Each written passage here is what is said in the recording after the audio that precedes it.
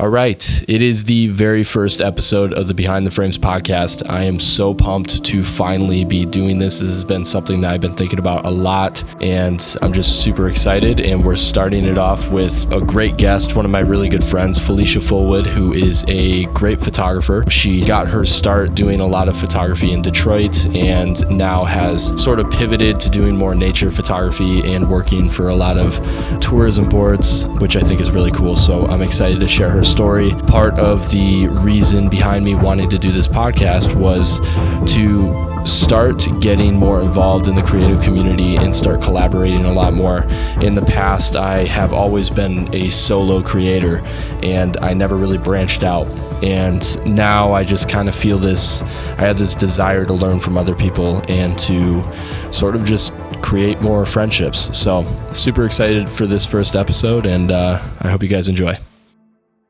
Well, thank you for being the first guest. For sure. I'm honored. Thank you. So I guess really briefly, you want to introduce yourself, who you are, how long you've been doing photography for, just brief. Yeah. My name's Felicia. Obviously, I'm a travel photographer, I would say now, and also YouTuber / blogger, content creator, I guess, if that's what you want to say. I haven't really introduced myself like that before, so I'm put on the spot, but I guess you could call it that. But I started with photography and kind of blossomed into YouTube and doing short form video and stuff like that. Now we just bought a van recently, and that's been what we've been focusing on for the last couple months. Pretty much in the summer we went camping, and now we're at home building, so it's been kind of slow during the winter. Obviously you were a Detroit photographer and everything, but I don't want to talk a ton about that because I'm sure you get a lot of questions about it anyways. Would you say you were pretty well recognized in Detroit?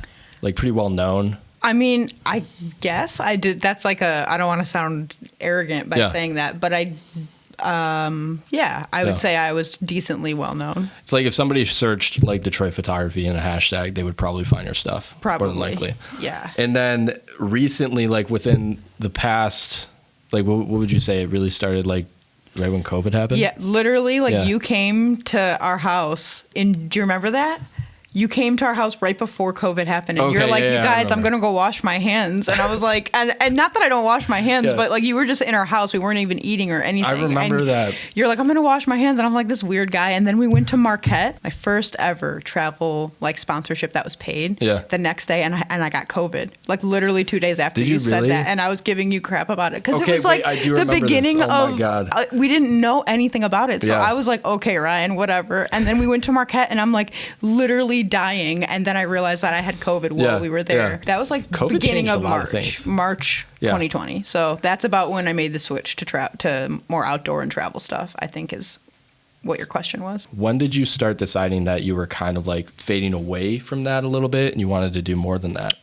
I think it happened subconsciously all at once, because we also lived in Detroit in West Village, right across the street from Belle Isle. And during COVID, we were locked in our apartment, and we couldn't even go in our elevator because there were so many people, and we just felt locked up there. So we planned to buy a house. So we ended up moving out of our apartment into my mom's house. And that's kind of when we just kind of never really went back after COVID. I do a lot of work there still, but besides that, we don't go back for taking pictures and stuff like that. I don't know what it is about the city that it just, after COVID, gives me anxiety. And I think it's because I've been a city person my entire life, and I really never got a chance to experience what nature and being outdoors and being isolated from people can be. So it almost worked out for me in a weird way. Right.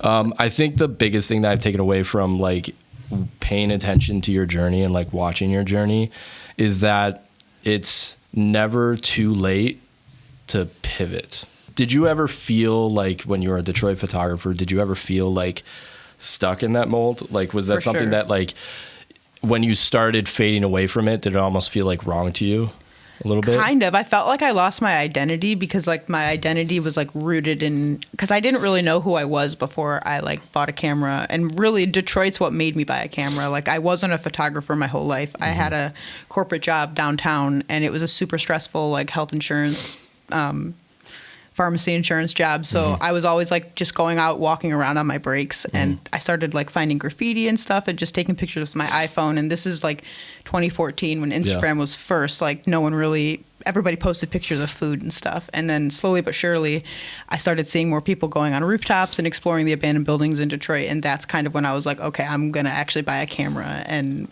I went on a rooftop for the first time and saw my friends' photos, like long exposures with a like tripod on a camera. And I'm like, oh my God, I'm going tomorrow to buy a camera. And that's kind of what started it. Yeah. You told me this story. It was like a Best Buy. Yeah, it was, like, kit or and that's like that. Exactly. Like I went to, they only had a Nikon D3300, and that's the reason I shot Nikon most of my career was because of that. And I kind of regret that, but I mean, not really, because it got me to where I was. But Are you still shooting Nikon?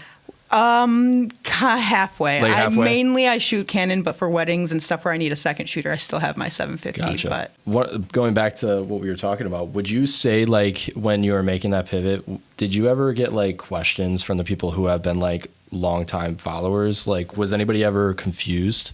Like, why did I stop or whatever? Yeah, like when they started seeing less of the Detroit stuff. Yeah, a lot of people said, like, where's all the Detroit photos or whatever? Did you move? Is what a lot of people said. And I'm like, yeah, I did move. I don't live in the city anymore, and it's not a priority. And I don't know. I just feel like I shot that city for... I shot every square foot of that city pretty much, from the air, from the ground, from the roofs, like everything. Right. And not that there's not much more to see, but I don't know. I guess I just like realized that there was more to the world than just like my city. And because Detroit was so unique at the time, I didn't feel like there really was anywhere else I wanted to go like immediately. So I don't know. But yeah, a lot of people ask where's the Detroit photos and stuff like that, but not as much as you would expect. Like I really thought my engagement went down, and like it took years. It's still not back to where it was, but in the fall it's always better. But this fall was good to me. But other than that, my engagement has been pretty bad. So I've been seeing your reels; they've been popping off. Yeah, not yesterday's though. Of course, Instagram's so ridiculous. I know, right? That's a whole other conversation. Exactly. We don't even need to get it. I don't even try to look at it anymore. I just have fun with it. That's what's cool about how social media changes. Is even though like I was the first one to complain about it. You know, I'm like, I don't want to post reels. How dumb. But it's cool that like there's just different ways to approach things now. Just like when TikTok came out. I mean, I did the same thing with that. I went like full force on that and then gained 140,000 followers and then never posted again. Yeah. So I don't know. Like I'm weird with that. Like if I don't like the platform or feel like I have a connection with the audience, it doesn't feel real to me, and it didn't feel like it was doing anything for me but making me chase views, and that felt weird to me. I mean, honestly, I think it's like the fast track to burnout. Yeah. Like if you do anything like that, if you're like, okay, I'm just going to suck it up and do this, even though it's not really what I want to do, but it leads to views, like that's not sustainable at all. Like I think I started asking the question, I think after the whole like TikTok thing kind of died off, I started really asking the question of like, is the content that I'm making something that I would want to make 3 years from now? Right. Is it something that I would be proud of like looking at, you know? And I think that's why I've taken such a like scattered hiatus from social media for a long time. It's because I want to be proud of my work, you know, like you can sit there and you could do trends all you want, but then you got to ask the question, like, at what cost? Yeah. You know what I mean? I mean, you're not creating for yourself. You're creating for the algorithm. And I think we all do a little bit. We find something that works and we find a way to finesse it in our own way that's like in our own style or whatever. Yeah. But I don't know. It's difficult because now, like, if it's just a hobby for you, like, it doesn't really matter. But sometimes for me, it actually does, like, cause things to be lost because, like, I won't name the company on here. I'll tell you after the podcast. But like basically like dream client that was like, hey, can I see your insights? And we had this whole partnership lined up. And then it was like I had taken like a month off. We were just traveling in the van and I wasn't posting. So my engagement and store reviews were terrible. I sent it to them and they're like, oh, sadly, we're unable to offer the same partnership. And I'm like, ouch. So it does affect me, but I don't like, I'm not going to like change the way that I do things just because of Instagram. And I mean, there's ways that you can still do it that like you just don't have to base your entire career off social media. And I think we both figured out a way to do that, right? Because you too now, I remember like before you were still working with your dad or whatever. And I was saying that's a blessing, like having something to pay the bills so that your social media posts do not, like if it goes bad, like for me yesterday, it's like, damn, like that's really the only way I'm making money right now, minus like commercial stuff. But I don't know, it's difficult. And I would say if you can just do it for fun and do it for yourself and post stuff that makes you happy and have a little bit of fun along the way and not take it too serious, that's what I've done. And that's when I find the best results. Like the whole Reels thing for me kind of started when we were in the UP, and I'm like, oh, I'm just going to post like one single pan from when we were in the Porcupine Mountains to show people a color update. And we literally posted it and went into the grocery store to buy pasta to come out and eat in the Walmart parking lot. And I came out and it had like 3,000 likes. And I'm like, oh, maybe it's the simple stuff that people want. But it's like, then I posted a simple skating reel of me yesterday and it got like 100 likes. So it's like, you never know. It just is what it is. And I just post stuff that I want to be permanently on my feed. It's kind of like when you have stories that used to disappear or whatever. It's like now you can put those right on your feed and people can see it. So I just have fun with it. Try to at least. I think that's number one most important thing. I think social media is a double-edged sword, like for sure. Like I think there's a lot of good that it can do. And I mean, I'm even the same way where like every once in a while there is that thing that like, it's almost, I don't know, I think of it like when you think about your content, it's like 2 for me, 1 for them. Right. You know what I mean? 2 for me, 1 for them. I think Sarah Dietschy made that up. I think hers was 1 for me, 1 for them. So you took it to another extreme. Yes. So you said 2 for me. I knew I heard it and from 1 her. for them. Yeah. I heard it from somewhere. But that's like, funny. Regardless, like same like idea of like, you know, you have to be doing the stuff that you like to do. But like, I mean, I do someday want this to be my business. Like I want to be able to make a living doing this. So it's like there is every once in a while, not going too far off, but like every once in a while doing something that like still fits with what you're doing, you know, and makes sense. But you know, you just have to try to take what at first we all complained about Reels and how things were changing and the new algorithm. But it's like if you can just try to understand why they're making those changes and that it's for the best interest of the consumers, which is ultimately who we're also trying to please as our followers as well as ourselves. But like, I didn't mean we're trying to please our followers. That kind of came out. That sounded weird when I said it, but you know what I mean? Like our audience is who's reacting to our stuff. So obviously we want the best experience for them as well. So they have more data than us. So clearly it's working because Reels has exploded exploded I've seen many people that went, even during fall, I went from 14,000 to almost 19,000 and now it's like back down. But well, like one thing that I'll say is like, so I mean, obviously I work in marketing and like I had to pay close attention to analytics for all our pages and stuff. And you know, we started paying attention to Adam Oziri, who's the founder of Instagram. And he comes on all the time and like gives updates on like what's happening, what changes there are. And that's like something that we've never had before until like this year. And honestly, like as much as the Instagram algorithm may suck, it might be the most transparency we've ever gotten on Instagram. Like, because I remember there were just dark times of just nothingness. Like we didn't know what the heck was going on.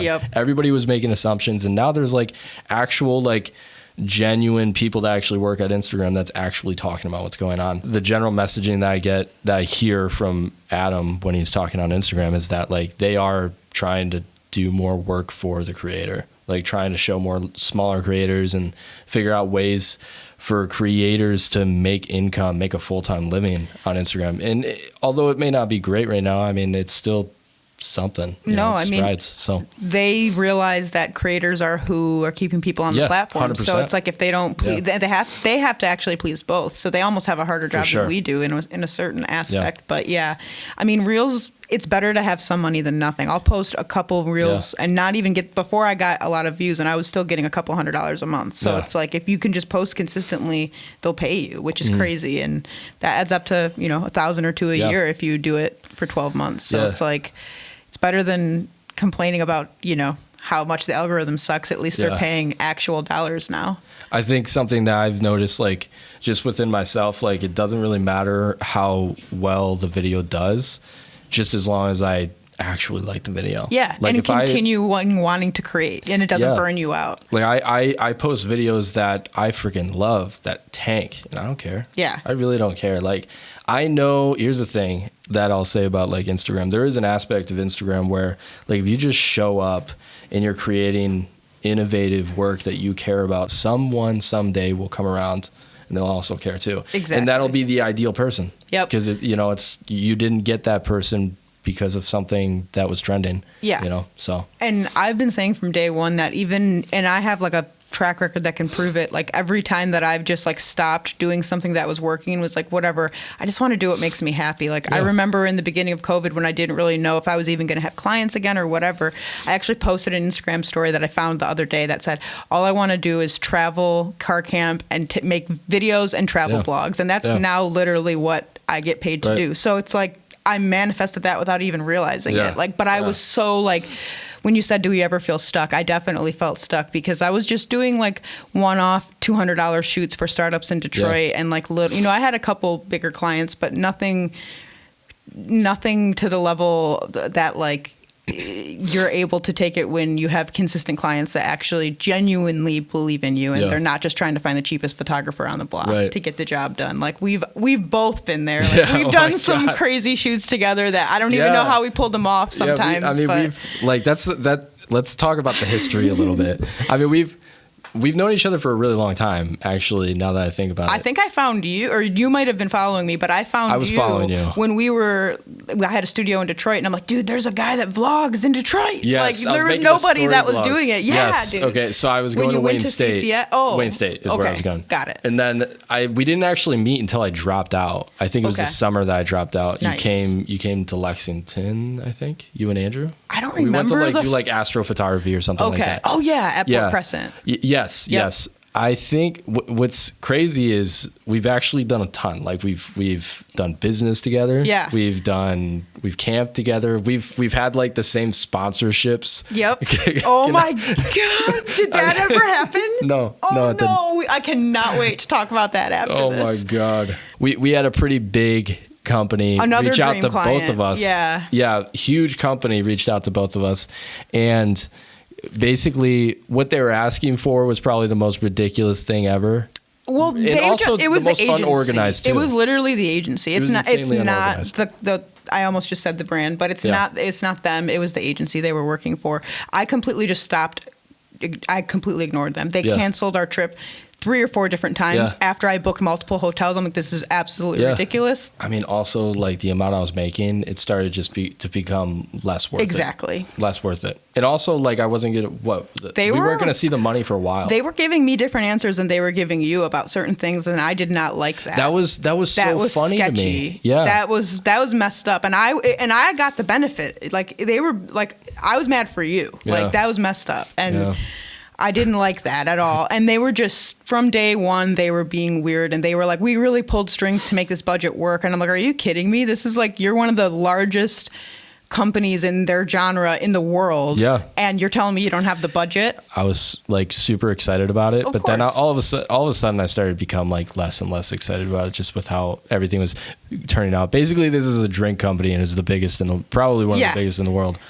But, anyways, I mean, we've also shot weddings together. I shot my first wedding with you for free. Yep. Sarah. Oh man, and I had a panic moment in that wedding when I lost the top to my flash in the hotel. Do you remember that? That was not me at my greatest moment. Andrew's freaking right. Normally, they're so chill, and so that was a great wedding, but that was stressful that moment. But yeah, that was in the wood. That was a perfect wedding for you to do for the first time. Oh, I've shot a lot since then. I'm sure. For sure. Yeah. Hey, I mean, it's a good gig. It is. I'll say this. Just a little piece of advice for anybody listening. I think this is my own personal opinion. Like if you're a beginner photographer or videographer and you want to get as much experience in as little time as possible, you probably know someone that knows someone that's getting married. Especially people our age. Yeah. If you want to gain as much experience as possible, like the wedding industry will teach you so much. Definitely. Problem solving. It'll teach you how to think on the fly. Weddings are pretty much the only job I do that cause me any kind of stress anymore. Yeah. Because it's I mean, really, the only thing is when the bride's coming down the aisle with her dad, if my camera malfunctions, the 2 cameras I have on me, if something goes wrong there, that's the only thing that can't be like reshot or redone. And it's like that is scary. But it's a lot of pressure and it's a lot of moving parts to it. And it's like that at a certain point, if it's not like the style and the kind of people that I vibe with, I just at a certain point, I got to stop doing it, you know. I try to, but it's hard because especially when it's people you know, because it's like it's fun. I definitely recommend it for beginners. It taught me everything I knew. I wouldn't be able to walk into a church filled with hundreds of people that I don't know and be like, all right, so this is what we're going to do. Everybody needs to be right here. You know, you just have to like take over, and it gives you a confidence you never knew you had. I had the same stresses as you. For me, it was like my biggest worry was always audio. Yeah. Like getting the speeches and making sure like that I mic'd up the groom and the officiant at the right time. And I shot weddings solo. Yeah, I had multiple camera angles set up on tripods, and like, you know, I think like for me, I was always like, okay, I just need to have backups of my backups of my backups. Do I need this camera here? No, but maybe I'll use it. You know what I mean? So I got to a point. I haven't done weddings in a while, but I got to a point where I was like, this is kind of easy. It is, and it's fun. Really, it's truly fun if you can communicate with the people and you have an idea of what they want and it's your style. Then it's fun, and you do what you normally do anyways, and you just take awesome photos. Like that's kind of how I try to do it. I don't like to do like hours and hours of portraits. Like I make that clear with my clients from the beginning that like we will take like 10 to 15 minutes to do some portraits, but other than that, I'm like documentary. I want it to be like almost like a vlog and video format of your day, like where you can watch it unfold in like order. I think for me it was just like it was becoming like a hustle and a grind, and I was like, this is great money, but this is like when you get to that point where you're like editing multiple weddings at once, especially for video, being able to storytell with multiple projects all at once, bouncing between the two, it was like becoming a lot. For sure. But I mean, you can learn so much. Definitely. I mean, I kind of got into it late. I wish I would have started when I first had a camera. Should have been the first thing I was doing. Just barking up to my cousins and whoever I knew that might be getting married. And man, it's a great place to start for sure. Yeah. I don't even know how I started shooting weddings. I shot my friend's wedding just because she got married in Minnesota. So my first wedding was actually pretty cool. It was in the fall. Yeah. And then my friend had a wedding company, and he just like wanted me to second shoot for them. And that's what I'd recommend is finding a photographer and asking if you can second shoot for them for free. Go there for a day and just do it for free one day and see if it's even something you'd want to do. Because it's not for everybody. You're on your feet all day. You're waiting around in some situations. You have to be ready on the fly. You have to really know how to use your camera. You can't be shooting auto at a wedding. You know what I mean? Like, things change fast, and you got to be able to react and adapt to any situation. But I love photography, but I think videography I love storytelling and stuff in video form a lot. But also, most of all, I personally think video in a wedding is way easier than photography. Oh, definitely. Because like I am a phenomenal fly on the wall filmer. I can make anything out of nothing. Exactly. My direction is absolute garbage. Yep. So like I will like, you know, I'll obviously like chime in and stuff, but the wedding photographers I've worked with, I'm like, hey, I'm just working off of you. You handle this, you know? Exactly. And then there's me who doesn't know what the heck to do. And I'm like, just walk and look at each other and smile. That's literally, if you've been a wedding client of mine, you know, that's my go-to. And like, I call it forced candid photography, where I just like let them do their thing. And as long as they don't look awkward, I snap some photos and it usually works out. So you're figuring it out as you're going along. Exactly. That's for sure. Exactly. You really, like wedding photography and video isn't something that you just like kind of dip your toes in. You just got to step into it and just go for it. For sure. Let's talk about this new direction, a lot of the business that you're getting today. Okay. All right. It obviously, you had mentioned a little bit of it at the beginning of this. You went to Marquette. Yes. And was that your first? That was the first one we ever got paid for. Yeah. So talk about like, what was the process of you getting that? I know you've talked about this before. No, but, it's fine. Just as a little bit of context. It's a good story, honestly. And also like, I want to use this point as like a teaching moment for people, like, you know, like know your worth kind of thing. Like, it was a teaching moment for me. And like, Okay, so essentially, and this was again right before COVID, all around that same time. It happened really fast. It was February of 2020. I was in California with my mom, actually, literally on the side of the Pacific Coast Highway in Big Sur, and it was monsooning. I was heartbroken. Like I couldn't take any. You couldn't even get like moody wave photos. That's how like insane it was raining. Yeah. So long story short, I'm having a terrible time in California with my mom. Not a terrible time, but it was bad weather, and I was mad. And I get this message from Travel Marquette, and we had went up in the fall with you, or not with you. I think it was a different year, but we went up there. It was like in October. Or yeah, something like and that. we went up there and we made a video, like, and we went to a bunch of places in Marquette. I was just blown away. I'd never been there. There's like mountains and all this crazy stuff that I had never seen before. So I'm like, oh my gosh. And we made this video, and Travel Marquette saw it and just was like, hey, can we use some of these photos in our travel guide? And like at that point I had, I was obviously doing it full time, but I hadn't really worked with many tourism boards. Right. So my first reaction was like, yeah, of course, why not? And then I like thought about it and I'm like, wait a second, like I'm pretty sure that like I should not just give these away for free. Right. Like maybe for social media, that's fine. But so I ended up saying like, actually, we took these on our own dime, like on our own trip. Yeah. I'd love to come back in the future and collaborate on something, in the future. But if you want some of these, it would be X per photo. And I just charged them on a per photo basis. Yeah. They bought the photos and invited us to come in the winter, and then we went like fat tire biking and went like hiking, and I had COVID and it was crazy. Like I don't even know how we pulled it off, but we did, and it was awesome. And that totally changed everything for me because I didn't do it. I did not feel like I was working. Like it's what we would have done anyways. Just go there and show off like a new place and explore a new place, and that's pretty much what I feel like I'm the best at. Yeah. Here's what I'll add to that, just to round that out, is like, if you don't ask, you'll never get. Exactly. Yeah. You never know until you ask. Yeah. That's crazy. And the thing is, for that one, is I had the leverage because they reached out to me. So I have never pitched like a tourism job. Right. And that's another thing about like the social media thing. If you just continuously, like I mentioned earlier, how I manifested wanting to do this, I just kept doing it over and over and over, even if I wasn't getting paid and no one was looking. And then eventually I became the person that did that. So when these tourism boards wanted it, they're like, oh, there's a person for that. Exactly. Yeah. Other than that, I was really not making much money off of travel stuff. And that was kind of like a huge game changer. And then like literally all the UP tourism boards reached out to me after that. And it was like a snowball effect. And I just couldn't believe it. We even did one in Wisconsin. And I was like, what? Yeah. So are you getting like callbacks from a lot of these people? Yeah. And so that's what I was trying to say is like, I did that once, and then like the clients find you. And like, I've been saying this for so long that like, if you just do stuff, good work, people will follow. And I know people hate saying that, but it is so true. Yeah. Either do good work or just do what you want to do, something that you're going to be able to do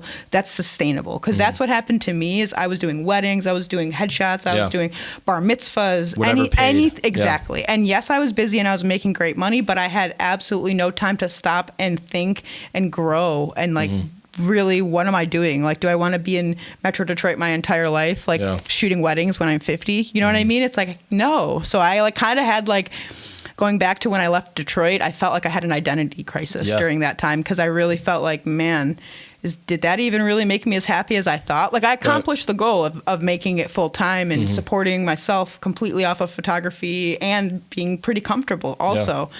And it's like, I almost felt like, what now, in a way? And it was just a weird time. But then we just started going camping because really there was nothing else to do during COVID. And we started watching a lot of like camping YouTubers and stuff. And I'm like, dude, let's go do it. And we did it. And I'll never forget the first time we went camping in the car, in the SUV even, just like no bedding, nothing. I just slept in the back and I was like, this is all I need in life. I'm good. Yeah. And that changed everything for me. Well, there's such a simplicity to it too. Like, I mean, I've been camping. Like I was you in this grew up world. doing it. Yeah, I grew up doing it. And like, I never really loved the city stuff. I just think I love how much of a simple life you can have like out in a forest, like my dream is literally to like live in a cabin. Yeah. You know what I mean? The middle of the woods. Like, chop wood for a wood burning stove and all that. And like, that's just kind of the life for me. And like, that drives my content so much, For sure. definitely. So have you ever had anybody like deny a rate that you offered?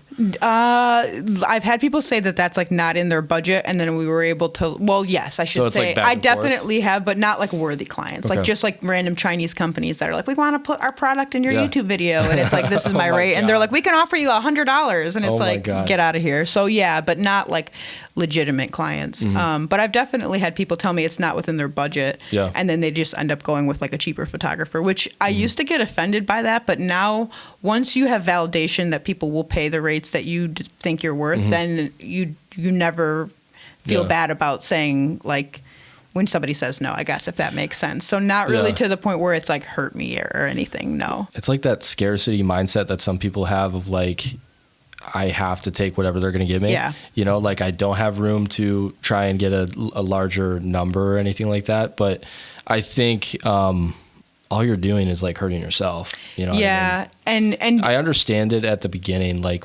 you need the money, you know, but and a lot of times, like we both with the whole, I almost said the name again, the whole jeez.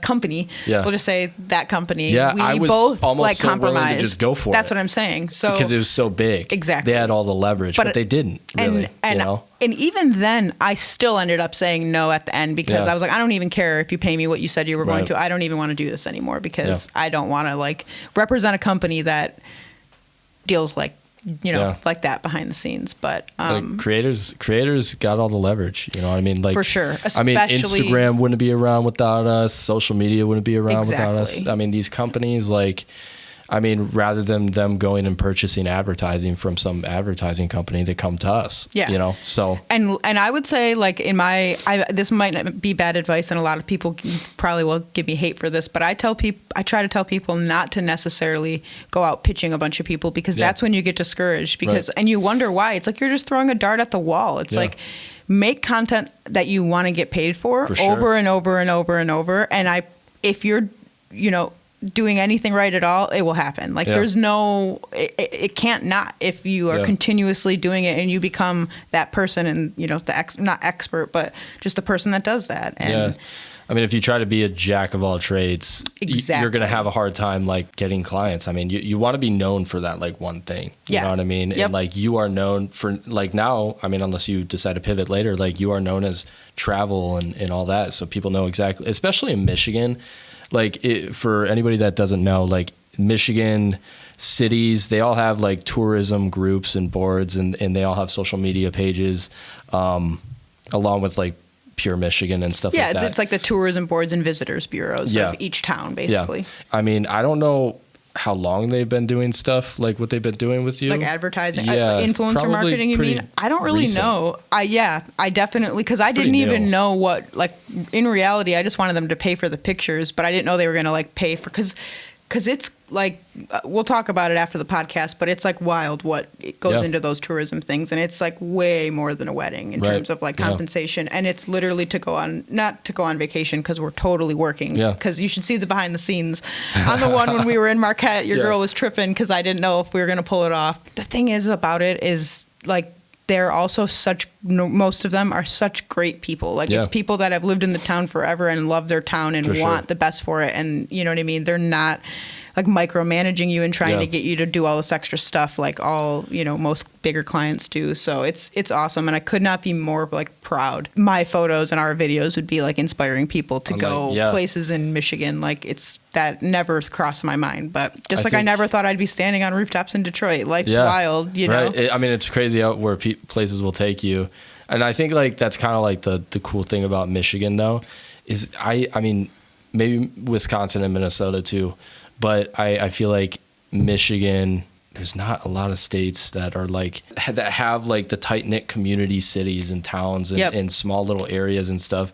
And I mean, there is like a big benefit there for people like us, you know what I mean? Because eventually a lot of these towns, I feel like they're probably at least behind maybe a couple years with the social media thing, Oh, but for all of them sure. eventually there's going to be a boom there. There's probably going to be more cities that are going to eventually be contacting you, just catching up. Definitely. You know, so It's a whole different industry. The travel industry is one of the like besides the wedding industry is like one of the most lucrative industries to work in general, whether you're a photographer or just like a airline pilot. You know what I mean? Like that industry just has a lot of money, and that's just kind of what I learned. I was, in Detroit throwing my dart at a wall at these startup companies with startup budgets. And it's like, I was wondering why I wasn't getting anywhere. And it wasn't necessarily that they weren't all valuing my work, but they just couldn't afford it, And I wasn't providing them enough value at the time. I was really just a photographer at first, where I feel like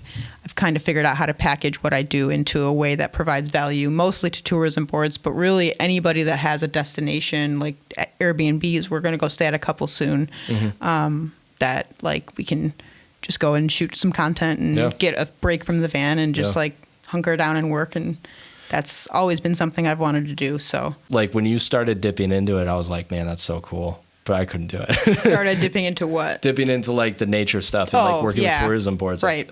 I always thought that was so cool, but it was just wasn't really my forte. I don't think. I mean, but see, like I'm not doing anything. Like I literally record the YouTube videos with my phone. I'm not using I use my camera for all the photos, and the drone obviously is like good quality, but it's not like I'm doing anything like insane. It's more just like a fresh perspective on a new place in Michigan. And what's cool it's is your like experience like there. That's true. And also I do feel like I maybe have like a documentary style where I will always go somewhere, even if it's like boring, and take 100 pictures, and I could get 17 different frames out of like what I got versus like sometimes Andrew, and this is nothing against him, but he'll go and take like the banger and then be like, and then he'll just enjoy it in present moment, where I've been glued to my screen the entire time and I have all these photos to show for it. But Andrew's like, did you see that? Did you see this? Did you see that? And I'm like, no, I was taking pictures the whole time. Damn. Yeah. I mean, it's so hard, like, because I'm the same way when I get into environments like that. Like, I mean, I've been to Washington a handful of times. I've been to New York a handful of times. Like, I've been all over the place a handful of times. And there's almost like this immediate overwhelm when I'm in these new places. I'm like, oh my God. Like, and then I leave the place and I'm like, wait, was I even there? Like, exactly. Did I really, like, it was like a blink of a second. I got all these amazing photos. Yep. But like, there's always like this moment of panic of like, what am I going to do? Like, what am I going to shoot? Because you want to make the most of the time that you're there. And that's literally why we bought the van, because I was feeling like on road trips, we were there for 2 or 3 days and I had to like run with a chicken with my head cut off and literally not eat or sleep. Like in the summertime, photographers don't sleep. Like the sun doesn't go down until 10 o'clock and then the sun rises at 5 in the morning. And it's like, that's difficult. So instead we bought the van in hopes to like get it situated enough to where in the winter even we can just like kind of slowly make our way traveling places, because we're ready to buy a house, but we don't want to buy here. So I don't, we have to figure out where we want to go. And that's kind of why we bought the van, is to be able to do the travel thing and work in the van and just take a couple days and do nothing, but not have to go home and completely like derail the trip. You know what I mean? And then be able to continue when you want. That's the ideal goal with it, and we're hoping to do that. The goal is to try to not go full time, but pretty much from like after we get back from New Hampshire in January until things get crazy in the summer, and see how much we can accomplish in terms of figuring out where the hell we want to be, whether it's Michigan up north or on the West Coast. So I would say like as I've been growing in my like career, I think, and I feel like a lot of people feel this way that are doing this career path, is like it becomes more and more about like efficiency of being able to do your job and sustainability. Yeah, exactly. It's like, okay, how can I do this in the most efficient way possible that doesn't like kill me? Yep, exactly. Because like for me, burnout, like I talked about it the past 2 years. I was so burnt out. And for me, burnout is two things. It's like, well, it's really one thing. It's just unmet expectations, whether that is the engagement it gets, like how it's received, or what you were able to get. So a lot of times I have this big idea in my head, like sorry if I'm hitting the table. No, you're good. No, I have this big idea in my head, like we're going to go on this cross-country road trip and I'm going to get all this amazing content, when like in reality, like we didn't get as much as I didn't meet my expectations. Not that like it didn't perform well on social media. That's where I feel like I struggled the most, and why I felt like we got to stop like doing these quick trips. It's just killing me like creatively, because like you said, I feel the exact parallel, like you feel paralyzed. It's like oh, let me take an Instagram story and then for YouTube and then a picture and then, oh, don't forget this. Yeah. Like, you know, and it's There's just so like, much. did you get it vertical or horizontal? Yeah. You know, and it's always because we're well aware that it's an opportunity to be wherever you are. You want to take full advantage of it. You want to be able to get everything. And like, I definitely feel the same exact way. And then oftentimes I'll like go on vacation with this whole entire list of ideas that I'm going to achieve there.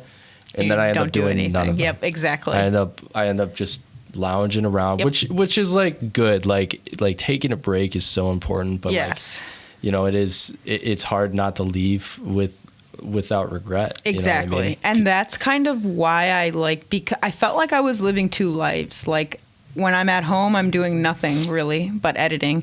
And then when I go out, I have to perform like this crazy person that shoots all the time, when that's not reality. Right. Like, I don't shoot all the time. Yeah. So again, that's kind of why we got the van. So it's like we can still be in cool places. So even if we're not shooting, we can still go for a hike, go for a walk, go for a swim, or do whatever we want to do. And it's in a scenic location that's going to inspire us to want to create tomorrow if we don't have to create that day. Right. You know what I mean? Where it's like, when I'm here, I've been to Belle Isle. You know, we lived across the street from Belle Isle for 2 years. So it's like, that's the most nature we have in the city. And it's just not inspiring for me to want to create. But I still love Detroit and love being down there. I just don't creatively find it inspiring my work as much as I did before. I think for me, like, the burnout always came from, like the high expectations. Yeah.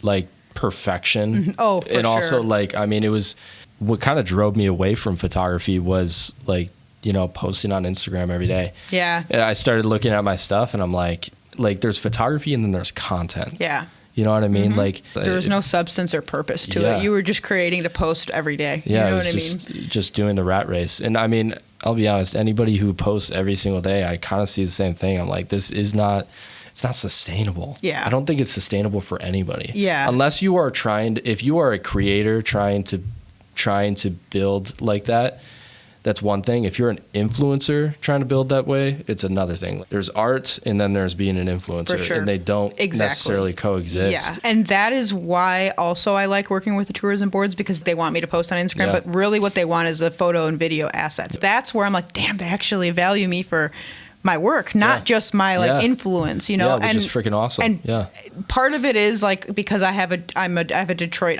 audience primarily, the up north and the Wisconsin, Minnesota, all those, like, they want to attract those people. So it does work out, and obviously having the audience helps me, but that's not the only reason. Like, that's the smallest paycheck from out of everything is the posting on social media. So it's like, that has been awesome, is to find people that actually value your work. And that's again what I mean by make sure you have the leverage, have them find you and be like, this is exactly what we want. Just create it all the time and they'll find you. Do what makes you happy, in my opinion, and the right people will find you. And if not, life will take you in a way that it will work in a certain way. I really truly believe that, like, the world works in a serendipitous way to make things happen for you, because up until a couple months ago, I was actually not in a very good place. I've been living at my mom's house for 2 years. I just turned 30. It's like, what the hell are we doing? But we just couldn't get the van build figured out. Things kept there's so many roadblocks into trying to figure out what we wanted to do. And it's like, then all of a sudden I was at my worst. Like, Andrew, I don't know if this is really what we should be doing. And then bam, like, everything 360 turns around and it's never been better. So it's like, you always hit rock bottom right before a big change. So I think there's a lot to say about just making sure, regardless of the outcome, making sure that you're putting your all into it, you know, like, not half-assing it. I think that, like, for me, I think that's helped me out with, like, burnout and the high expectations and the perfection. It's like, okay, regardless of the outcome, all I care about is that I put my all into it. Exactly. That I didn't half-ass it, that I'm actually proud of the final product, you know? Like, I think you in your recent video, like, would your 16-year-old or 12-year-old self be proud? Like that. I think about that all the time. And I'll never forget, it was like during COVID, I was just scrolling Instagram and it was like, remember when all you ever wanted was what you currently have? And I was shook and like started literally crying. And I was like, oh my God, am I not grateful for what I have? But it's like what I meant when you like arrive at the area or arrive at the thing that you've been working towards for not most of my life, but like for a long time, you arrive and then you're like, this isn't really what I thought it was going to be. Is this really did I set myself up for failure? So that's kind of the mindset I was in the past couple of years, is like, do I really want to keep doing this for the rest of my life? And it's like, what I'm doing right now, hell yeah. If I could do this for the rest of my life, I will be the happiest person on planet Earth. You know? I think that's like, because I've felt that before. Like when I went on a hiatus from social media. I was just I was still making stuff here and there, and I still cared about it. But like what scared me the most was like, dang, this thing's been my identity for a long time. And now there's officially the possibility that I don't want to do this anymore. Yeah. I was real. And it was hard for me to believe, because I was like, I don't know if this is just the circumstances talking, or if this is true. Yeah. If this is real. I had the exact same thing. I think the taking the break from social media helped immensely. Totally. And like, everything has been revitalized for me personally. I think that's awesome. Like what you were saying about the fact that your clients, they're paying you for the work that you're doing. Right. You know, and I think that's where I'm working to get to, is like, no matter what, every single piece of content that I make, I just want to be happy with. I want it to be me. I want it to be me. I don't want it to be somebody that I saw online. You just got to try to find a way to just have fun with what you're doing and be able to do it long term, because even if you love what you're doing right now, if you continue to do that for 3 years, you might not love it anymore. Right. So it's like, just do like what makes you happy, and I swear that the world will, like, it'll lead you there. Exactly. But I know, because I was this person, everybody's going to say, but you have to pay the bills, Felicia. And I am with you. I was there my entire life. I used to think that you had to go full force into, like, if only I had 40 hours to put towards this and I didn't have my job. It's like, yes, however, your only way of income is your art now. So if you don't do good, or if you don't get any clients, you're not going to eat or have a place to live. And it's like, that is a scary situation. So I remember, like, even when you were working for your parents or whatever, still, I'm like, do that as long as you can. They'll let you travel. You can just take a month off, be like, peace, Dad, I'm taking off. That is like an ideal situation. So if anybody else has something like that, take that and ride with that as long as you can. So then you can, you know, come and go as you please, and there's no stress. You always know you'll have your bills paid, and that's when you can start really, like, just truly doing what you want and experimenting and learning what really, like, lights you up inside. And that's when I feel like the real magic and stuff happens. Like, there's nothing scarier, and there's nothing worse about trying to create because you have to. Exactly. Like I remember I quit working for my dad with nothing to go on. Yeah. Like nothing planned. You know, I had a couple wedding clients here and there. That was kind of the beginning of that phase. I was just doing it because I felt like the best thing for me was to back myself into a corner, and it was going to give me the motivation and drive to do it. But honestly, it led to so much burnout, because that's a lot of pressure. All of a sudden it's like, okay, is this social media post, is this payment worthy? Like, is this going to make me money? So like every single piece of content that I was thinking about or coming up with had a business plan behind it. Yeah. And then next thing you knew, I was like, having that identity crisis. Exactly. It's just not worth it. That's the worst way to make yourself think that you're not worth anything. I don't know. I'm just lucky that I didn't start photography with the notion that I wanted to make money, because I don't think I would even be here. And I truly would tell people that if you're just starting photography or content or YouTube or TikTok or whatever, just to make money, good luck. And you know, be in it for the long haul, because it's even when you arrive and you get there, think about how that's going to be your life forever. I think about this all the time.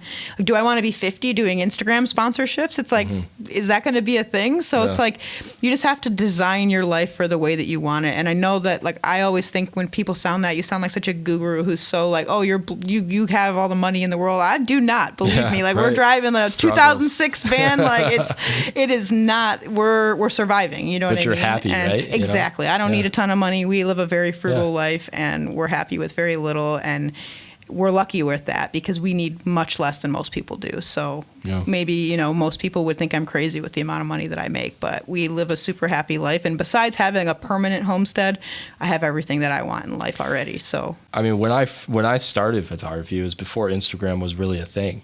So it was because of the photography. Nice. That, like, I loved it. Yeah, you know what I that mean? was like, even before me. It wasn't to join Instagram, and then I joined Instagram, and then, you know, eventually I fell into that trap of like trying to do it for money. But I mean, yeah, like this is not a place to use that as a driving factor. Yeah. For sure. And I mean, it's not smart. Don't get me wrong. The opportunities are there. Like it is. You can. I truly feel like social media is like the gold rush of whatever time that was. Yeah. And like, it's insane. The amount of like crazy sponsorships that people do for like anything. And I don't know. It's just, it's really wild. And I hope that it stays, because those brand deals are big money, and and it's really crazy, but I hope it stays that way, and it stays in a way that's like humane, and it's not just like a big salesy thing. Like I turn down stuff literally the only clients I've ever done partnerships with is Tours and Boards, Thermos, who I use every single day. There's one sitting right there.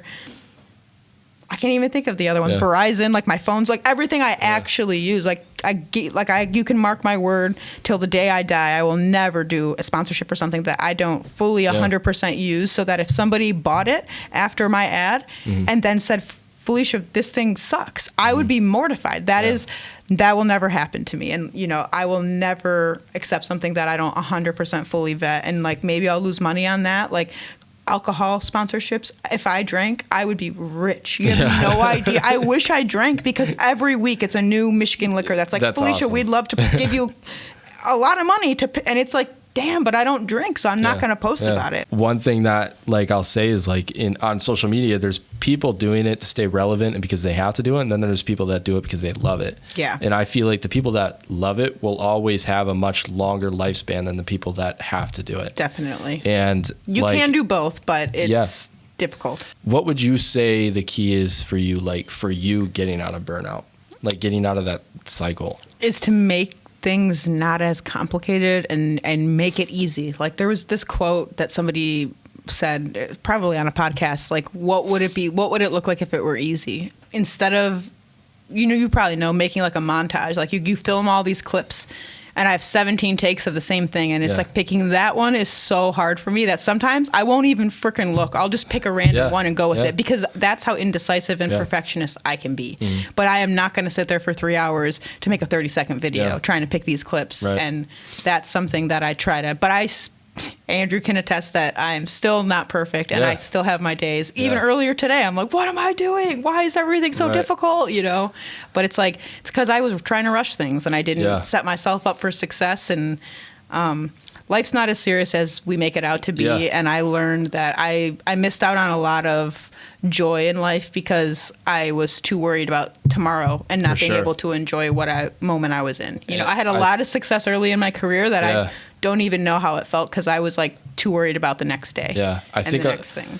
I think a lot of people like us feel that same exact way. Yeah. Honestly, I mean, that's literally a creator's mindset. Yeah. What I always say is like, life can be pretty simple if you let it be. Exactly. We just overcomplicate everything. Like, you are in complete control to be able to walk away from the table if you want to. Yep. You are in complete control to be able to like set this thing down, step away from it for a couple of days. It's always going to be there when you come back. Exactly. Like, it's, we make things extremely hard on ourselves. Yep. Our minds make things extremely hard on us. Exactly. And the way that I try to, like, because I kind of did that, like the beginning of this year, I cut off all of my clients, pretty much, all of my older clients. I had a lot of retainer clients that I was doing for absolute pennies and was just giving everything to them and wasn't being appreciated. Long story short, I cut all those off and was like, I am only doing things that excite me, whether it be the amount of money or the project. Like, even if it's not a good amount of money, if it's a project I'm excited about, I'm going to do it. And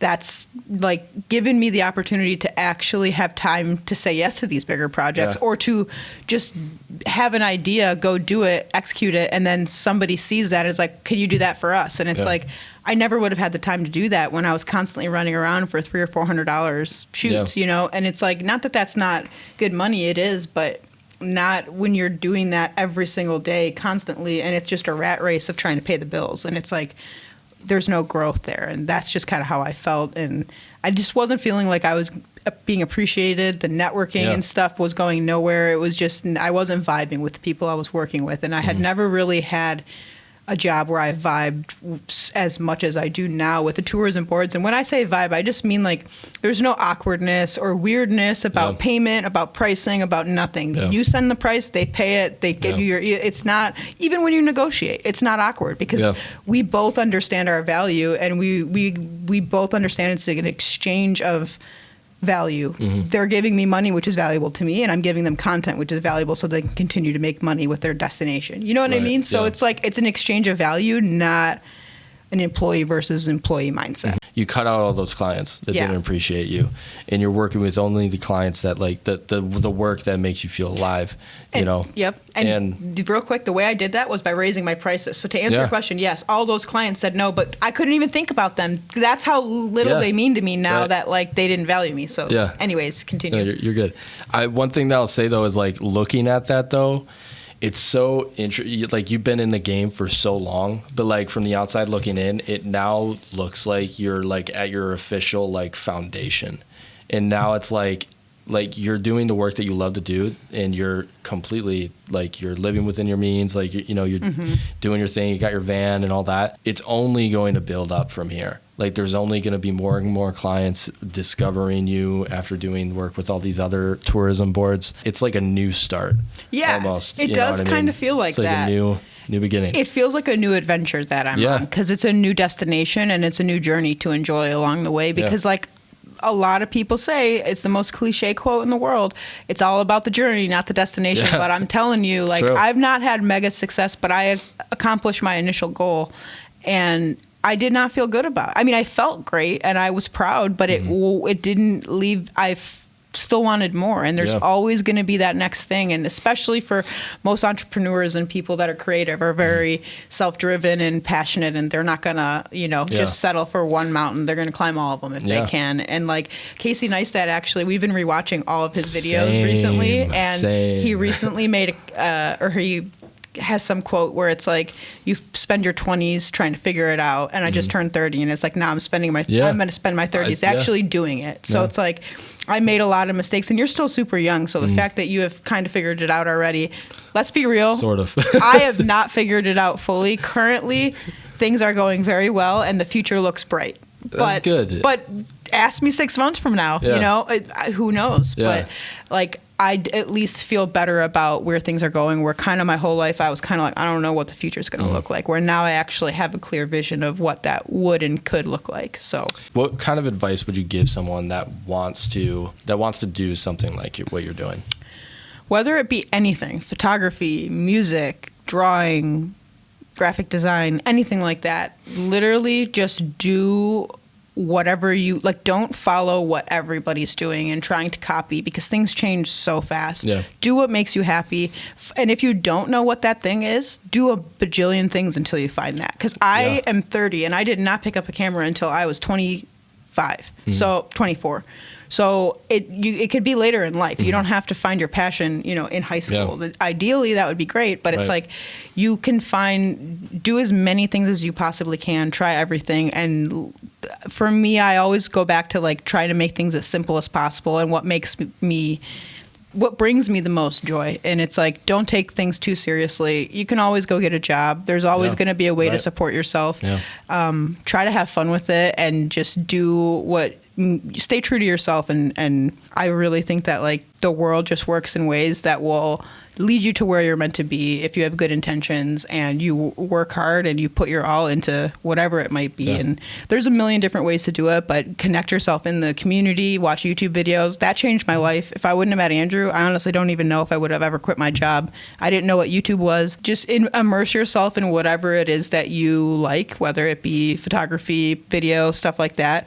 Immerse yourself in it, learn as much as you can, listen to podcasts, listen to interviews, listen to whatever you can from the people that are successful at doing it, and take bits and pieces of their story and add it to yours. Don't try to copy what somebody's done, because it's not going to work for you. You're completely different from someone else, and make it your own story. What you said about try everything, like I think advice that gets thrown around a lot is like, when you pick up your camera, pick a niche. Yeah. I'm almost like, I can't stand when I hear that. Yep. At least not right away. Yeah, like you gotta be open. You gotta, like, don't get so blindsided by like one type of photography, because that's what I did. Yeah. I was like, landscape photography, I'm gonna make a living selling prints for the rest of my life. I'm gonna be the next Thomas Heaton. Yeah. Next Ansel Adams or whoever. Yeah. And it's like, but you miss out on so much good stuff. Just be open to what comes. You know, I like that. I truly feel like the best ideas or my best breakthrough creative moments come when I'm bored, when I'm driving in the car, not listening to music, not listening to a podcast, or I'm standing in line at the grocery store. Put yourself in a situation where you can like let your mind lead you to where you want to be. I don't know. I sound so dumb when I say it out loud, but that truthfully, I feel like the world just works like that. Yeah. When you put yourself out there in a way that's like, you can do really anything you set your mind to if you like are able to focus enough. That's how I feel. It's so funny. Like, you know, we talk about like the cliche sayings and stuff. Life can be pretty simple if you let it be. It's our complicated mind that looks at that stuff as cliche. Yep. We just put our own filters over everything, and it makes things more complicated. For sure. Mental health is a real thing. Like I mean, I lived a pretty good life, and I had no major trauma in my life or anything, and my mental health is not great. So I can only imagine what a lot of other people are going through in the world who don't have a food on the table and don't have a roof over their head, or parents that, you know, care about them growing up. It's like, I feel like we're so privileged to have what we have that how can we sit here and complain? There's so much opportunity in this Things world. could always So be worse. we spend a lot of time on this podcast, I feel like, kind of, you know, venting to each other because we're both creatives and we don't get to probably talk to a lot of people about it. But I don't want that to sound like I'm not grateful for what I have, because I literally couldn't even imagine being where I am. Like, I couldn't imagine my life not being where I am, and I am so grateful for what I get to do for a living every single day. And we're just all out here trying to survive. Life is difficult for everybody, whether you have everything you want in life or you don't. We're all just trying to survive, right? Yeah, hell yeah. Exactly. Where can people find you? What would you like to point to, like, most important? Like, honestly, probably YouTube. I feel like that's where I get the most genuine people, where I feel like I'm building the most community. And Instagram has been my most long-term thing. Yeah. But Instagram and YouTube is where I focus the most. I have a blog as well that we do a lot of stuff, travel guides and stuff, and have a lot of my gear posted there, and we're trying to revamp that a little bit. Andrew's a really good writer, so I'm trying to get him to write a little bit more for my blogs, because I'm not a fan of doing it. But yeah, so social media, Felicia Fullwood everywhere. On Instagram, it's like Felicia _ Fullwood, but there's not a lot of Felicia Fullwoods in the world, so if you type that in, you should be able to find it. Yeah, I'll put the links down below. Sweet. Yeah, that's pretty much it. Thank you for coming out, being the first guest on the podcast. I'm honored. What rating would you give me? I mean, honestly, a rating for like 9 out of 10. I don't want to give you a 10 out of 10 because that's like too I need much. To work. But I gotta work on something. Yeah, and it's been a while. We haven't seen each other in a few years, so I was kind of nervous. I'm like, what if he's a completely different person and we don't like vibe together again? I purposely like wanted to have this podcast be like the first thing before we like caught up and stuff. Yeah. And if any of you like see me looking behind me, Andrew is right behind me. Me too. I've been looking the whole. He's been staring at his phone, not looking at us the entire time though. I think he's trying not to distract us. He's chilling. Exactly. But thank you for everyone watching. I'll leave the links for Felicia's stuff down below. Make sure you hit the subscribe button. If you're watching on Spotify, follow the Spotify account. Well, thank you for having me. Yeah. Appreciate it. Yeah. Always good to see you. Yeah. Awesome. And chat. Yeah. Thanks for watching, guys. And we'll talk soon. Peace.